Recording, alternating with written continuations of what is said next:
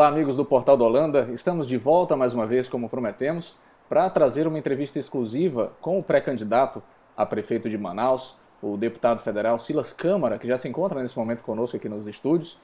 Deputado, seja bem-vindo aos estúdios aqui do Portal da Holanda. É uma alegria muito grande poder ter a sua entrevista nessa manhã. Bom dia, Jack. Bom dia, Thaís. Bom dia a todas as pessoas que nos acompanham através dessa ferramenta importante de comunicação que já é campeã de audiência na nossa região, aqui a partir da cidade de Manaus.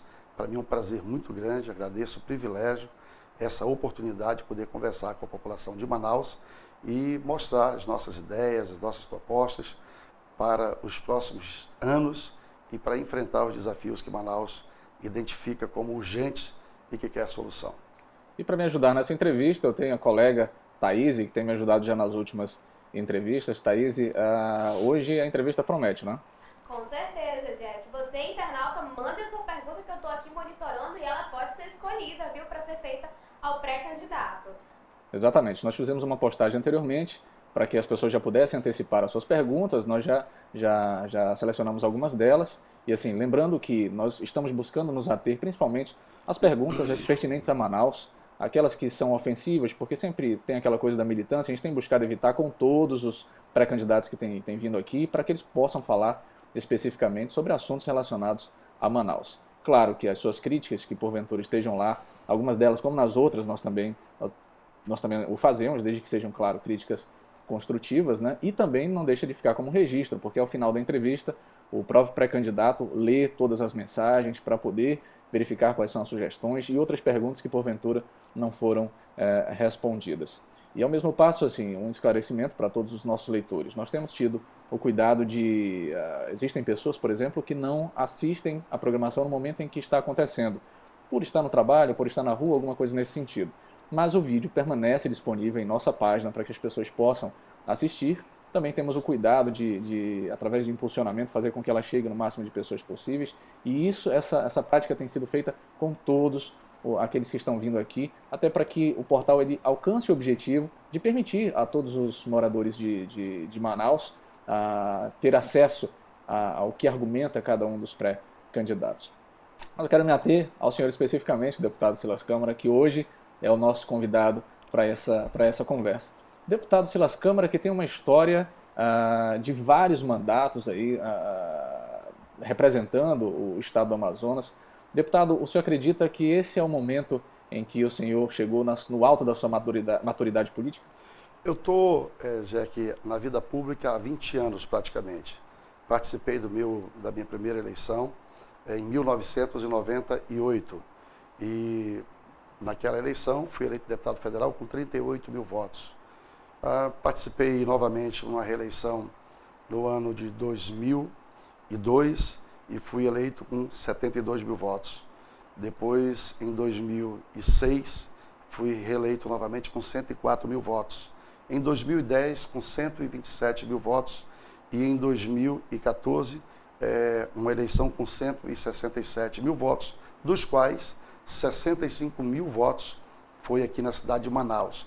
Portanto, depois de 20 anos e sendo, graças a Deus, aprovado pela população através dessas votações que eu acabo de relacionar, eu tenho certeza absoluta que aprendi muito, que na minha convivência no Poder Legislativo, nos meus relacionamentos com o Poder Executivo Federal e também estadual, aprendi muito sobre relacionamento e também me dediquei a estudar os problemas de Manaus e concluí que o convite que o PRB me fez, ele tem com certeza amparo nesse conhecimento para construirmos juntos com a população de Manaus um novo momento, uma nova Manaus, uma Manaus que valorize a comunidade, o comunitário, uma Manaus que tenha uma prefeitura que vá ao encontro das suas necessidades, uma Manaus que exercite a transparência, a eficiência, a competência como tripé de desenvolvimento e solução para os problemas no futuro, se Deus quiser. Muito bem, deputado. E assim, a gente vai entrar vamos esmiuçar isso o máximo possível em breve, mas assim, o senhor, como deputado, tem enfrentado de mais próximo aquele centro nervoso que tem se tornado Brasília, depois de todos os últimos acontecimentos, desde as manifestações de 2014, dentre outras que se seguiram, a Operação Lava Jato, que saiu desmontando diversos nomes, inclusive nacionais, com muita força, aparecendo nessas investigações, sendo acusados de diversos crimes contra o Estado. E, assim, é possível, em meio a tudo isso, as pessoas cada vez mais descrentes na política, de que o povo volte a ter fé? Já que a democracia é um privilégio, né, da população do Brasil. Eu tenho certeza absoluta que as pessoas sabem, o brasileiro não desiste nunca. Portanto, a cada 2 anos nós temos uma eleição no país. Na verdade, a cada 4 anos uma eleição municipal e a cada 4 anos eleições gerais envolvendo presidente da República, vice-presidentes, senadores, governadores, deputados federais, deputados estaduais, como nesta eleição deste ano envolve prefeitos e vereadores. E se você analisar o cenário nacional e o número de pessoas envolvidas nesse momento, nesse escândalo que realmente sacudiu o país a ponto de desestabilizar a economia, desestabilizar o país, inclusive socialmente, e também mexer com a confiança dos brasileiros, você pode identificar facilmente que pouquíssimas das pessoas que de fato influenciam, que querem fazer uma diferença ou estão se propondo a fazer diferença através da política no país, estão envolvidas nesses escândalos. É de fato um momento muito delicado, mas eu tenho certeza absoluta que a população saberá, nesse momento, discernir o que de fato ela precisa fazer e, através do voto direto, escolher as pessoas que vão devolver a vida pública do país, a participação política do país através do voto direto, essa confiança, essa eficiência que eu falo, essa transparência, para que o Brasil possa, e Manaus também, por que não, possa voltar aos trilhos da prosperidade, da reconstrução nacional e, por que não dizer, da unidade da população. Todo mundo sabe que esses assuntos que você levantou agora foram, vamos dizer assim, trabalhados através de uma divisão da população brasileira, os que são a favor, os que são contra, e nós temos o desafio de construir essa reconstrução nacional e de devolver o país à prosperidade e ao desenvolvimento. Muito bem, temos aqui também a Thaís, e eu vou já selecionar já aqui algumas. Já tem algum questionamento? Tenho sim, Jack. O questionamento é do Kelvin Monteiro. Deputado, visto que a educação municipal precisa de muitos ajustes no que diz respeito a aluguéis de prédios de escola, passando por questões salariais dos professores e outras coisas, qual seria o seu plano de enfrentamento para essas questões? A área de educação ela é um desafio e deve ser prioridade de todas as pessoas, Thaís, que estão nesse momento disputando a eleição para a Prefeitura de Manaus. Eu tenho percebido, acompanhado as entrevistas, e eu vejo, e até às vezes a população acha que quando se coloca a educação como prioridade, é uma espécie de repetição entre os pré-candidatos no que diz respeito às suas prioridades. No entanto, educação de fato é uma prioridade, deve ser uma prioridade. E essas questões, Kelvin, que você acaba de levantar, elas são de fato importantes. A questão dos aluguéis para prédio, para você ter acesso a prédios que possam receber escolas, eu não acho de tudo uma coisa que seja absurda, desde que o prédio seja adequado e o aluguel esteja dentro de uma lógica de mercado.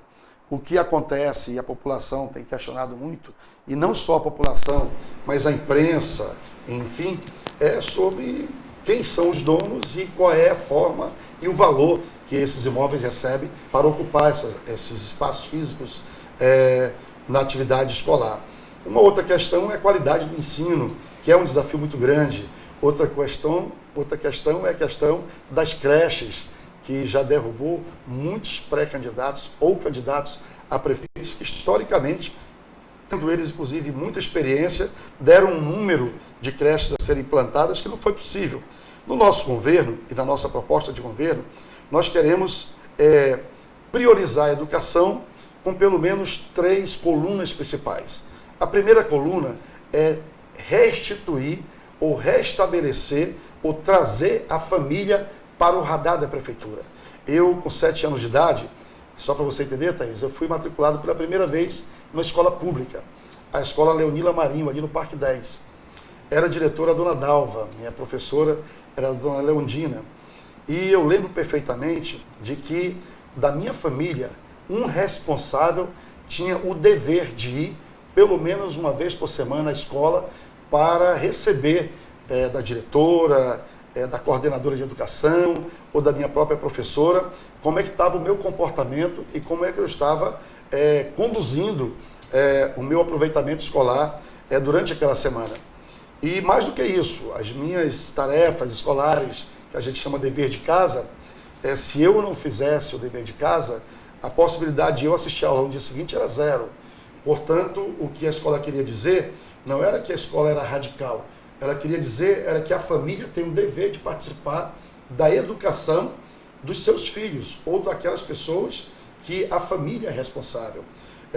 Eu pretendo, com a graça de Deus, e se a população me der a oportunidade, restabelecer essa aproximação da família como responsável direto, não é como coadjuvante, é como ator principal no ensino e na educação dos seus filhos. Ou seja, vai ser sim obrigatório a família acompanhar de perto como é que está o aproveitamento, o comportamento e a frequência dos seus queridos nas salas de aulas. Eu fico assim, às vezes, pensando o que faz a prefeitura que hoje, em pleno século XXI, e com a tecnologia tão avançada, imagine vocês que estão nos assistindo, que nós estamos aqui num estúdio muito simples, tá certo? Mas com uma equipe muito competente, chegando até você através de câmeras muito comuns de uso da população, e você está ouvindo e está me vendo com uma informação que pode decidir o seu voto no futuro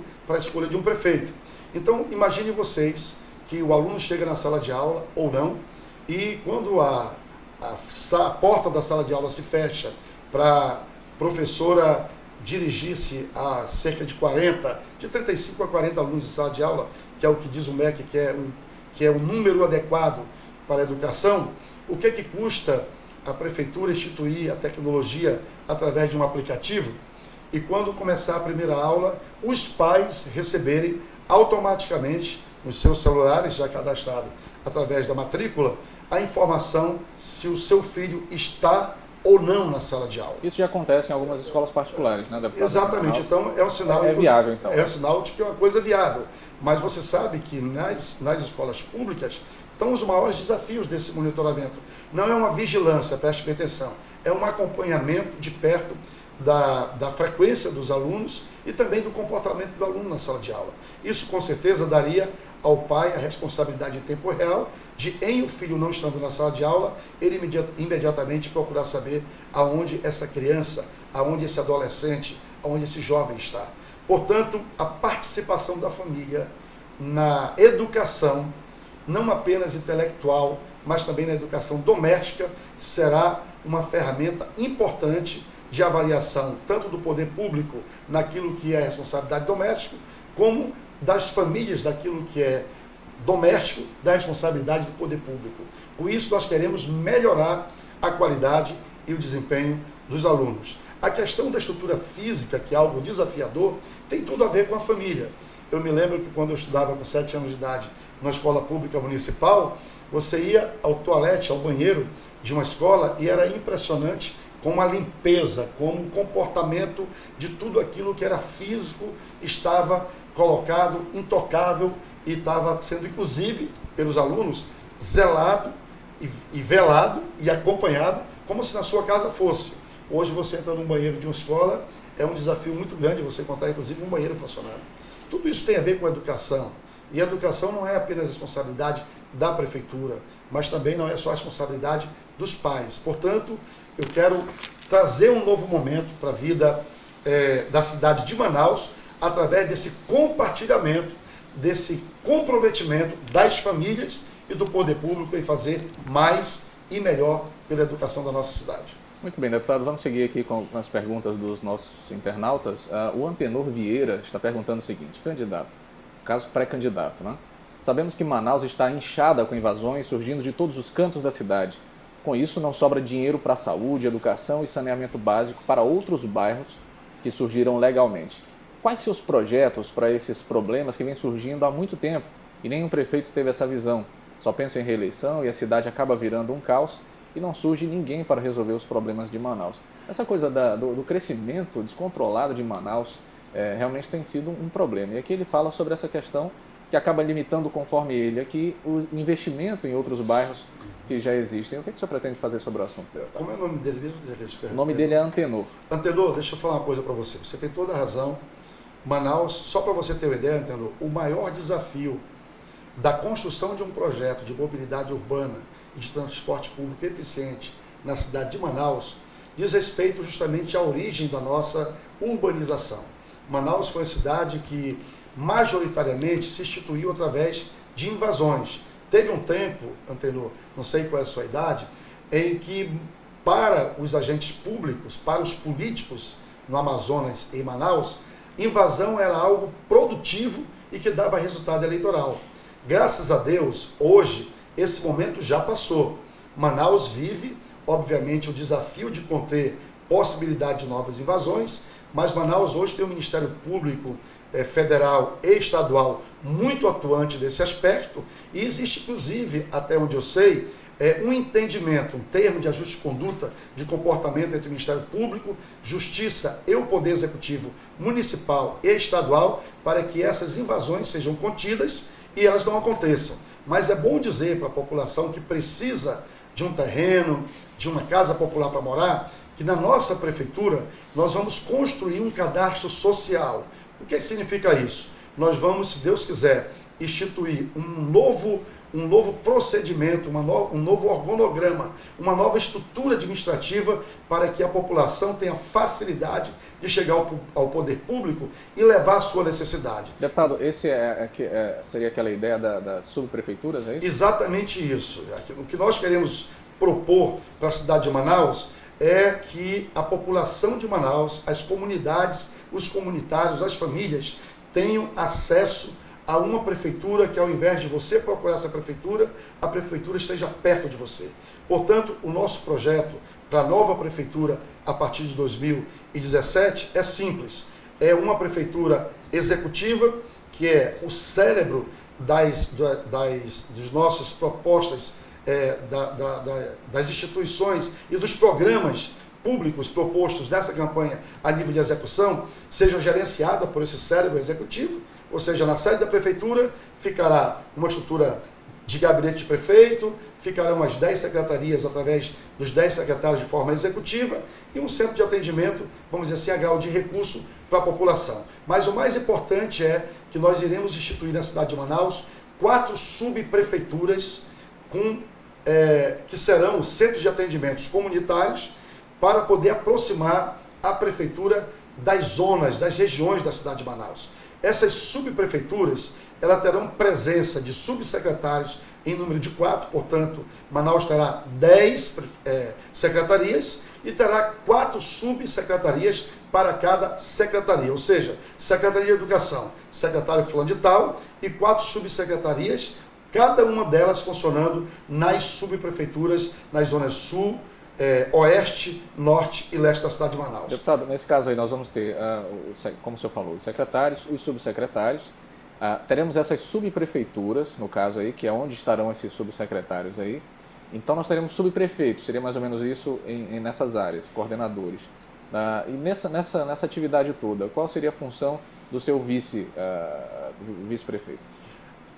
Exatamente porque nós vamos descentralizar a atividade fim da prefeitura, porque esse também é o nosso objetivo, um objetivo que nós não vamos transigir dele e vamos trabalhar muito. Manaus receberá uma prefeitura, se Deus me der a oportunidade, você, meu amigo, minha amiga, de governar Manaus, receberá uma prefeitura que primará pela transparência, pela confiança e pela eficiência.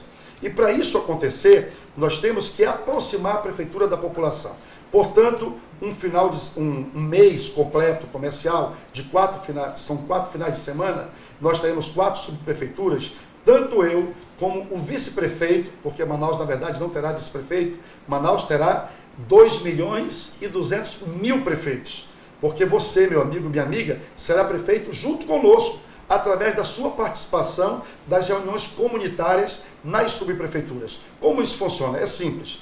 A cada final de semana, eu e o vice-prefeito estaremos numa subprefeitura em uma reunião comunitária com todos aqueles que representam a comunidade daquela região, vereadores interessados, subsecretários que executam os seus trabalhos naquela zona e também os secretários e também o subprefeito, que é quem executa as obras físicas daquela região. Nesta audiência pública, que será 2 por final de semana, uma com a minha presença e outra com a presença do vice-prefeito, nós vamos discutir todos os assuntos daquela região. E vamos tomar as decisões juntos, ouvindo a comunidade. Porque, já que, Thaís, nós temos percebido que o que a população quer é ser ouvida, é ter conhecimento.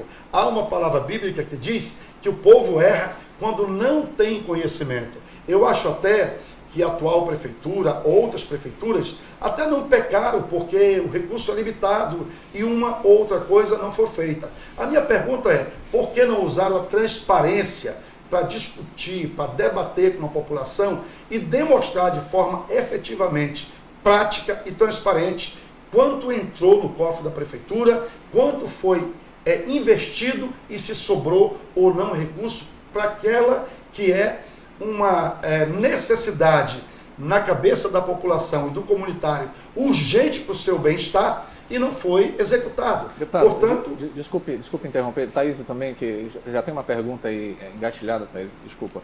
O senhor falou sobre essa questão da transparência. E assim, a transparência, ela tem sido motivo de discurso em várias eleições e assim, na prática ela acaba não existindo, né? E tipo assim, o que é que o senhor pensa para tornar a transparência uma coisa realmente real na vida do manauara, na vida da pessoa comum? Como é que ela vai entender que realmente as coisas estão acontecendo como deveria? Primeiro eu quero dizer para você que a sua intervenção ela foi sublime. A população em Manaus está sem paciência para as propostas. Você pega a participação dos internautas, você percebe que há uma inquietação sobre aquilo que se fala e o que se pratica na época em que você está executando o seu mandato. Eu quero aqui reafirmar para a população que nós seremos o prefeito da ação, seremos o prefeito da aproximação, seremos o prefeito do relacionamento. Portanto, nós vamos usar tecnologia, vamos usar o que tem de mais eficiente na tecnologia. Imagine você, meu amigo, minha amiga, meu irmão, minha irmã que está nos assistindo, você tem um aplicativo à sua disposição, que se você baixar no seu celular, e eu sei muito bem o que é isso, porque eu tenho um aplicativo, Thaís, que se você baixar, você acompanha a minha atividade parlamentar em tempo real. Então, um aplicativo que a prefeitura vai colocar à disposição da população de Manaus, que você vai poder acompanhar em tempo real os principais serviços que a prefeitura precisa e deve ter eficiência e qualidade à disposição da população. Por exemplo, a prefeitura terá um aplicativo que em tempo real, quando a Secretaria de Finanças efetuar qualquer pagamento, você vai receber no seu celular uma mensagem dizendo o que foi pago, para quem foi pago, e por que foi pago, e para que foi pago, e o que foi consumido através daquele recurso. E você vai ter capacidade de olhar e saber se a prefeitura pagou caro, se foi o preço justo, ou se até pagou barato por conta da concorrência. Isso vai ajudar o prefeito a fiscalizar. Não sei se você sabe, mas o prefeito ele não é o senhor da razão. Uma prefeitura com 10 secretarias, com 4 subprefeituras e subsecretarias por região, que vão ter descentralização orçamentária e financeira, precisa de transparência para que a população ajude o prefeito a fiscalizar, tanto no que diz respeito ao valor e a prioridade daquele investimento, como também você pode ajudar o prefeito a fiscalizar as obras que estão feitas ou o fornecimento daquela execução. Outro aplicativo importante, por que uma pessoa, uma mulher ou um homem que precisa de uma consulta pública em uma UBS, precisa sair de madrugada de casa para enfrentar uma fila com a tecnologia que existe hoje?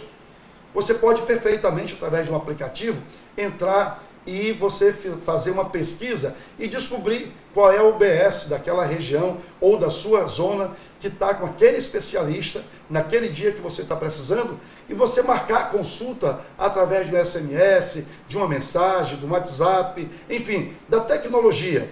Por que que você tem que andar em várias farmácias públicas que estão na proteção e na cobertura da prefeitura para ter um medicamento, se você pode ter um aplicativo e nesse aplicativo você saber inclusive o estoque que existe nas farmácias, na cobertura do município, para você se dirigir diretamente aonde está aquele medicamento.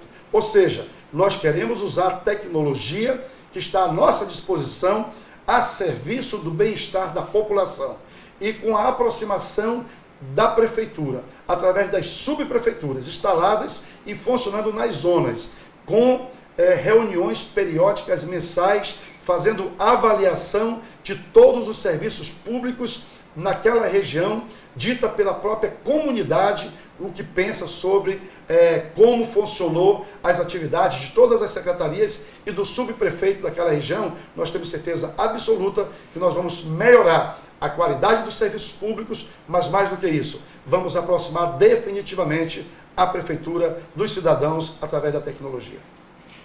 Certo, pré-candidato, nós vimos aí que o senhor tem várias propostas, né, para tecnologia para facilitar a vida da população manauara. Mas nós vamos agora falar sobre uma questão bem pertinente nas últimas gestões, que é o transporte público. O Suelde Amaral, ele questiona qual seria a sua posição referente ao transporte público sobre o aumento da tarifa, uma vez que os empresários estão forçando para que ocorra o aumento até mesmo junto à justiça, né? E em contrapartida, já acrescentando o questionamento do Suelde, nós temos aí o Sindicato dos Rodoviários solicitando o reajuste que foi concedido pelo Tribunal Regional do Trabalho, pelo TRT, né? Para que eles tivessem esse aumento no salário. E aí nós temos aí um embate entre o Sinetran e o Sindicato dos Rodoviários, a Prefeitura dizendo que não vai aumentar o valor da tarifa. E aí acaba aqui que nesse conflito quem fica no meio é a população. Qual seria a sua proposta para tentar solucionar esse problema? Novamente, Thaís, vem aquelas 3 palavras que eu insisto em reafirmar, que são muito importantes na administração pública: a transparência, a eficiência e a confiança.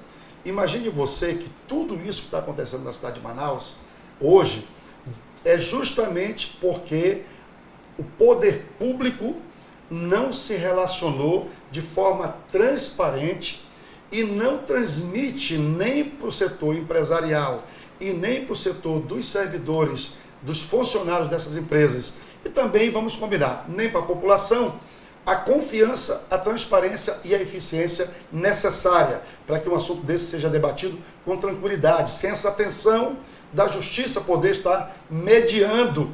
Preste bem atenção, pessoal.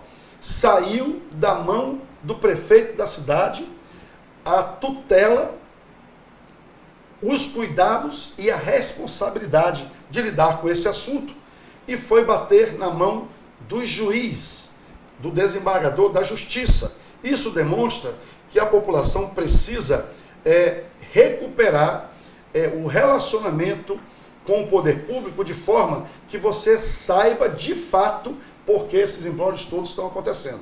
Na minha opinião, passa começando pela transparência da planilha que diz quanto deve ser o valor da passagem na cidade de Manaus. Todos nós sabemos que existe o subsídio do município, do governo do estado, e existe a isenção de impostos ou o incentivo dos impostos dado pelo governo federal. E mesmo assim é uma das tarifas mais caras. Pronto. Né? E o transporte menos eficiente. Manaus hoje tem a pior frota do Brasil, tá certo? Quando o último prefeito saiu, deixou a frota mais nova e mais eficiente do país. Hoje até o tempo de duração de um ônibus transitando das vias de Manaus foi alterada pela atual administração.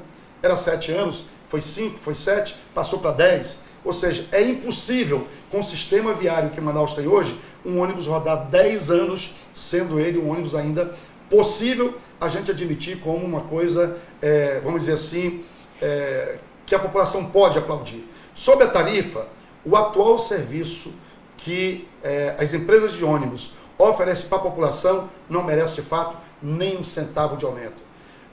Segunda coisa importante, a transparência, como eu ia dizendo, da planilha E esses debates que nós vamos fazer através das subprefeituras, com a comunidade, com a população, com os vereadores, com todas as pessoas envolvidas no processo como esse, vai deixar Manaus na linha de conforto de saber que a tarifa e a qualidade do transporte que acontecerá a partir de 2017 passará primeiro pela retirada de qualquer agente privado que não esteja comprometido com a qualidade, com respeito e com a eficiência. Segundo, por uma tarifa de ônibus que seja uma tarifa que a população, que o Poder Executivo e o Poder Legislativo entendam como uma coisa justa. Terceiro, por uma prefeitura que entenda que a implantação do BRT, e todo mundo é unanimidade nesse conceito de transportes, seja implantado imediatamente com a eficiência que passa principalmente pela qualidade dos ônibus.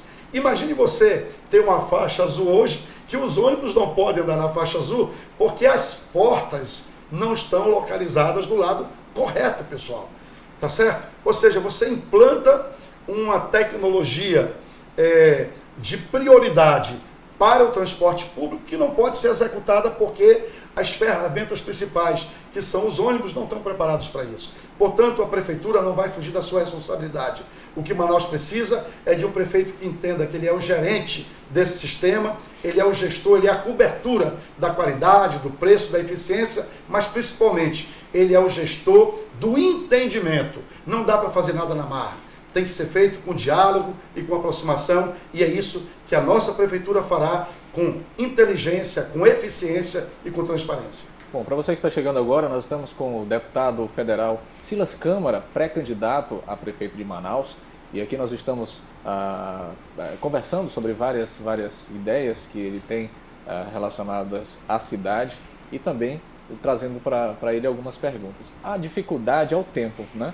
O tempo ele é um pouco curto e as perguntas são muitas, então me permita só prestigiar um pouco as pessoas que estão comentando nesse momento aqui a postagem, algumas pessoas inclusive elogiando as propostas que o senhor está fazendo, deputado. O Anderson, a Joiciane Araújo batendo palmas sobre a proposta do transporte coletivo, o Anderson Jaquise perguntando sobre a segurança. Eu vou fazer a leitura de alguns aqui, o senhor pode pontuar depois. O Clifferton Lucas, como pretende combater as invasões na cidade de Manaus? Ele já falou sobre o assunto. Wilton Nascimento da Silva tem que passar um óleo de peroba na cara desse pessoal, porque ele deveria estar defendendo o Amazonas como deputado. Deputado, esse questionamento aqui, ele apesar de parecer ofensivo, ele é pertinente. O que é que levou o senhor a decidir pela pré-candidatura a prefeito de Manaus? Jack, como eu disse ainda há pouco, eu estou há 20 anos na vida pública, 5 mandatos de deputado federal, graças a Deus. Matérias importantes para a cidade de Manaus foram defendidas por mim, pelo meu mandato. Para você ter uma ideia, nas 2 prorrogações que envolveram os benefícios do PIN, da Zona Franca de Manaus, emendas constitucionais importantes de minha autoria estavam lá pensadas e foram inclusive cotejadas, foram identificadas pelo relator dessas matérias, quando essa matéria foi debatida. Os investimentos que Manaus precisa, eu participei efetivamente como deputado em vários deles. Temos agora mesmo o Hospital do Sangue, que é uma ferramenta muito importante, inclusive que será referência para a região, construído na cidade de Manaus. Lá tem um pouco do nosso recurso, implementação de equipamentos em UBSs, vários investimentos da cidade de Manaus foram feitos por nós. E, obviamente, que nesse momento em que 16 pré-candidatos se propõem a governar a cidade de Manaus, inclusive entre eles 4 deputados federais, eu posso dizer à população de Manaus e aos amigos que estão nos vendo que isso é, sem dúvida nenhuma, um coroamento de quem tem uma vida pública de 5 mandatos de deputado federal e que quer exercer e aplicar todo o conhecimento de relacionamento que tem e também dessas atividades do Executivo para melhorar a vida na cidade de Manaus. Portanto, nós estamos lá em Brasília defendendo sim a população do Amazonas, defendendo sim a população de Manaus, defendendo sim a família, a vida, os princípios cristãos, porque Manaus é constituída por 96% de população de pessoas cristãs e o Brasil também tem essa configuração, e, portanto, chega um momento que toda essa experiência ela pode ser utilizada a favor da família e do povo, da comunidade, dos comunitários na cidade de Manaus. Portanto, a minha decisão de participar desse pleito eleitoral foi colocar essa minha história, essa minha experiência, até porque Manaus não reelege prefeito há 16 anos. Desde o ano 2000, Manaus diz não à reeleição. Portanto, em uma eleição para escolher o prefeito da cidade de Manaus, é importante que os agentes públicos, que as pessoas que participam da política possam colocar suas ideias para que a população possa avaliar e votar, escolhendo ou não ele para participar do governo da cidade de Manaus. Muito bem, deputado. E continuando aqui, o Alan Lima dá uma sugestão, quem é que vai colocar ar-condicionado nos ônibus?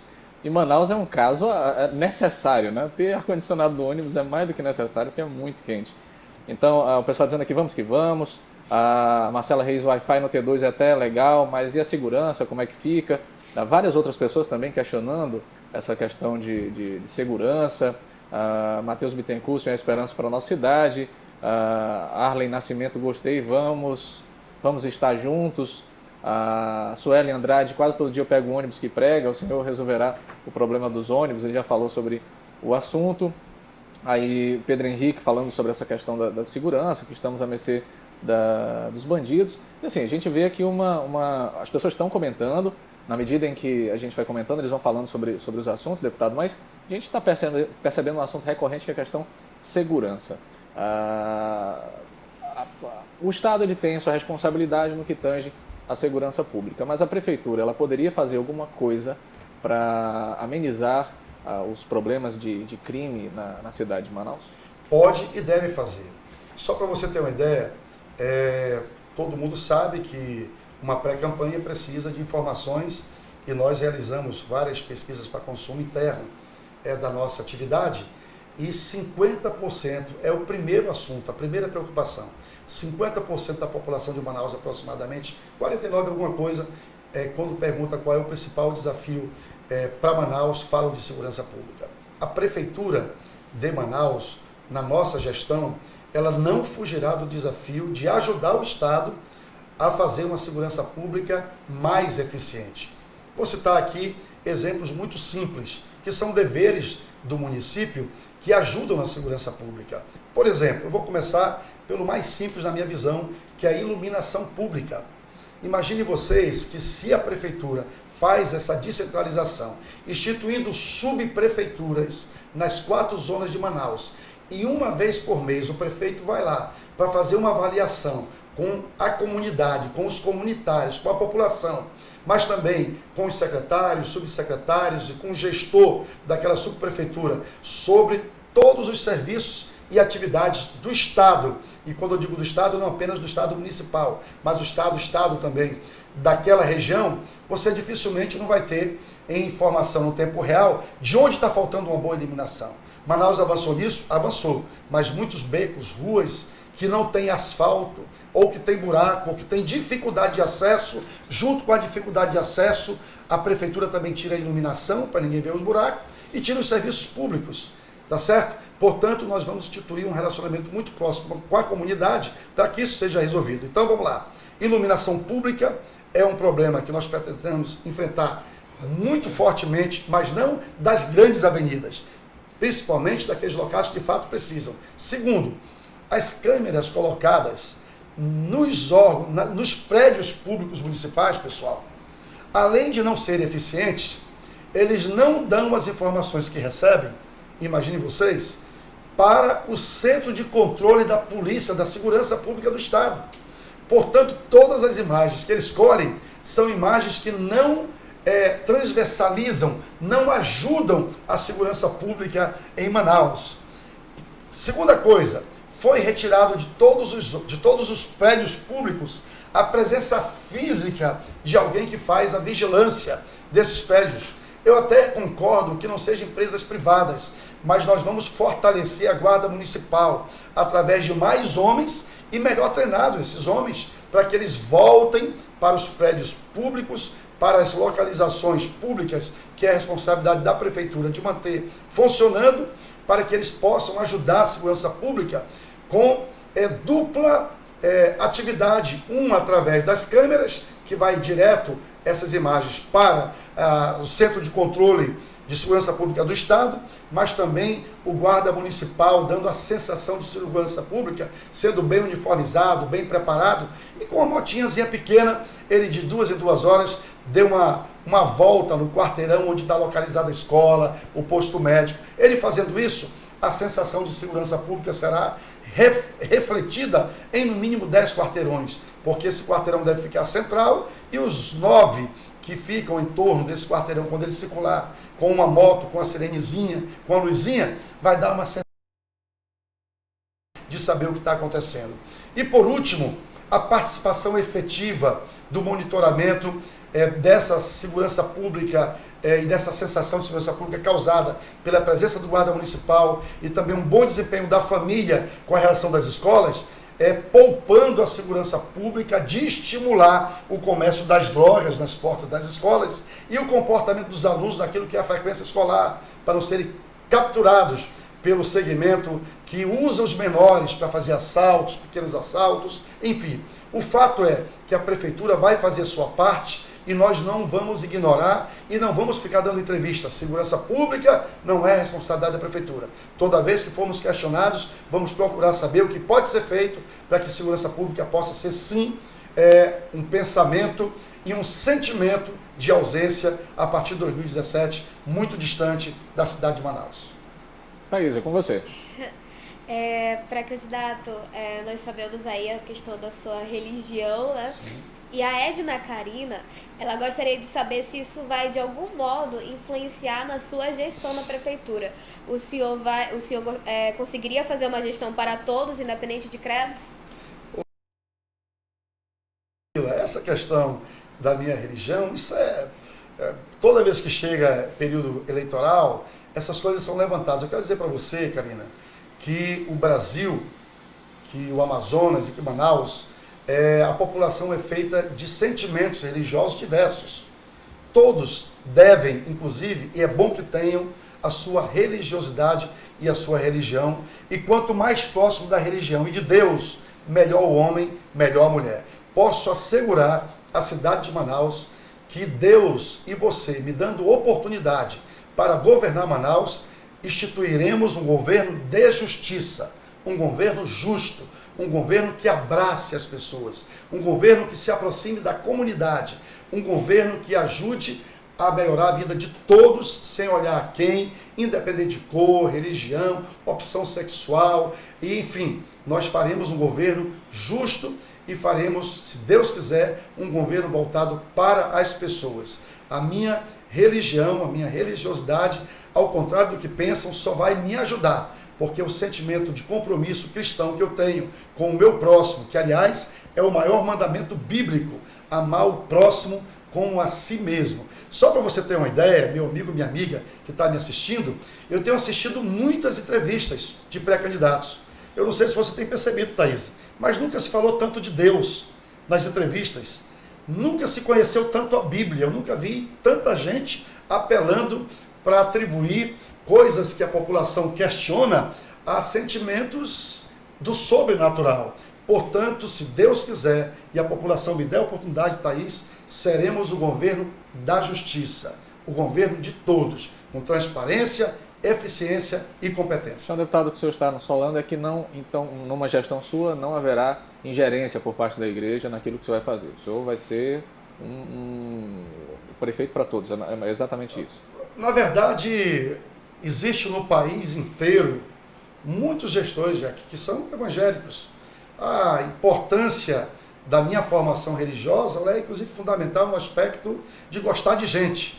Mas a minha religião, a minha atividade religiosa jamais quis, jamais interferiu e não interferirá, tenho certeza absoluta, a não ser para melhor na gestão do futuro governo de Manaus, caso a população, e eu acredito, me dê essa oportunidade para governar Manaus.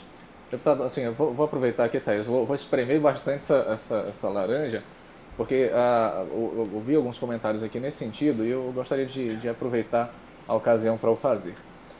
Deputado, nós temos um questionamento, um dos questionamentos que foram feitos, vou tentar resumir, que é das pessoas que fazem parte da mesma religião que o senhor. O senhor, ao mesmo tempo, porque muitos acham, mas o Silas, ele domina toda a parte evangélica e aquela coisa toda. Isso significa que o senhor não vai buscar esses votos porque esses votos são garantidos? Ou como é que vai ser essa sua relação, até mesmo dentro da igreja, que é então os seus irmãos? Jack, você sabe que essa pergunta que você está fazendo para mim, ela me dá uma oportunidade muito grande. Imagine você, Jack, que eu, no dia do anúncio oficial da nossa pré-candidatura, com toda a imprensa presente, eu disse à imprensa, houve essa pergunta pela parte de uma jornalista, e eu disse que, como pré-candidato a prefeito e homologada a minha candidatura no dia 5 de agosto pelos partidos que vão nos apoiar nesse desafio, eu procurarei conversar com todas as pessoas, com todos os cidadãos, homens e mulheres que moram em Manaus, independente da sua cor, religião e opção sexual. Eu quero o voto da maioria da população. Até porque, se eu não tiver o voto da maioria, eu não ganharei a eleição. Portanto, eu não vou escolher voto, eu vou escolher comportamento. E o meu comportamento será um comportamento de eficiência, transparência e competência para poder chegar até a população. Quanto a essa questão de comando, etc., eu agradeço até o poder a mim atribuído nesse momento, mas eu quero dizer que ninguém manda em ninguém. Tá certo? Se tem um ser superior que deveria ter o controle do ser humano, seria esse ser Deus. E o próprio Deus deu à população o livre-arbítrio para você fazer aquilo que lhe vamos dizer assim, por sentimento, o melhor para a sua vida. Portanto, fiquem tranquilos. Toda essa lenda de que eu mando, de que eu faço, isso é um raciocínio de quem não conhece a minha convivência com as pessoas e nem minha realidade cristã. Portanto, nós estamos tranquilos quanto a isso e o nosso compromisso com você, meu amigo, e com a minha amiga, é o compromisso com aquilo que é a nossa luta do dia a dia, com a liberdade de expressão, com a liberdade de comportamento e com o convencimento através das propostas. Acreditem, nós queremos uma Manaus melhor. E nós temos capacidade, estamos preparados e achamos que esse é o momento para nós fazermos uma prefeitura operária, uma prefeitura comunitária, uma prefeitura comprometida com você, meu irmão, minha irmã, meu amigo e minha amiga que mora na cidade de Manaus. O deputado Silas Câmara, para você que está nos acompanhando a partir desse momento, pré-candidato a prefeito de Manaus e assim como outras pessoas também está aqui para aproveitar a oportunidade para responder a pergunta de todos. Mas, infelizmente, deputado, o tempo ele passa. E quando ele passa muito, muito rápido, né? E o senhor não está acompanhando, o senhor está somente respondendo, mas tem tido uma excelente repercussão aqui nas redes sociais, aquilo que o senhor está dizendo, a sua entrevista, inclusive. E há, inclusive, perguntas aqui, quais suas propostas para a cultura em Manaus. Então, há vários questionamentos que a gente vai ter que deixar para uma próxima. Eu espero poder ter a oportunidade de entrevistá-lo mais uma vez. E, em nome de toda a equipe do Portal do Holanda, em nome do Holanda, agradecer a sua disposição de vir aqui, encarar de peito aberto essas perguntas que foram feitas.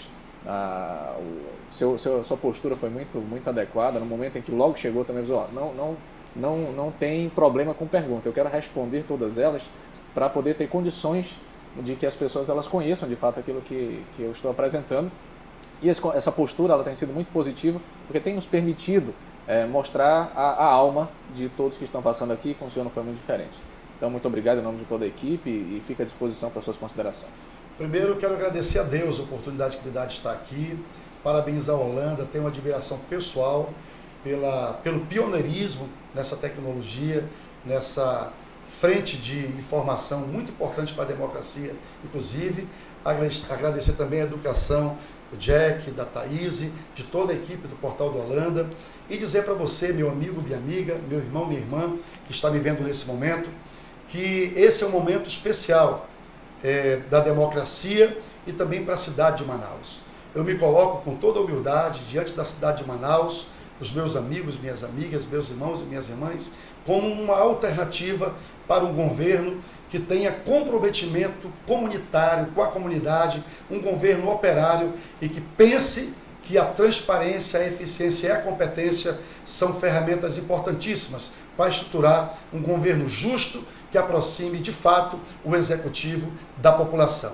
Deus abençoe o Amazonas, Deus abençoe o Brasil, Deus abençoe Manaus e estamos juntos para a reconstrução nacional e da cidade de Manaus no rumo da prosperidade, da paz e do respeito com o seu semelhante. Seremos, se Deus assim nos permitir, você também, um governo para a justiça, que institua igualdade de relacionamento com todas as pessoas e que respeite a população e o seu semelhante. Portanto, o amar o próximo como a si mesmo não será apenas uma parte bíblica escrita num pedaço de papel, mas será um exercício do poder se caso cheguemos à Prefeitura Municipal da cidade de Manaus, com a sua ajuda, meu irmão, meu amigo. Fique com Deus e muito obrigado. Muito bem, nós tivemos aí a participação do deputado Silas Câmara, pré-candidato a prefeito de Manaus, ao vivo aqui no Portal da Holanda. Quero agradecer também a Thaís, que me acompanhou nessa transmissão. Muito obrigado, Thaís. Parabéns mais uma vez. De nada, Jack. Tchau, internautas, e até a próxima. E agradecer também a Glauci, que foi quem nos acompanhou aí nas redes sociais, vendo as perguntas de vocês, nos encaminhando as coisas. Muito obrigado, Glauci. Não dá para filmar ela agora, porque por causa da câmera. Mas muito obrigado de qualquer forma. E a toda a equipe que se prepara para esses encontros aqui. E graças a Deus tem permitido à população de Manaus essa oportunidade desse contato. É um serviço público que queremos prestar para ajudar você a ouvir os seus candidatos de uma forma assim, muito transparente, de uma forma muito tranquila, e nós esperamos dessa forma estar ajudando. Um grande abraço para todos que participaram, muito obrigado e até a próxima.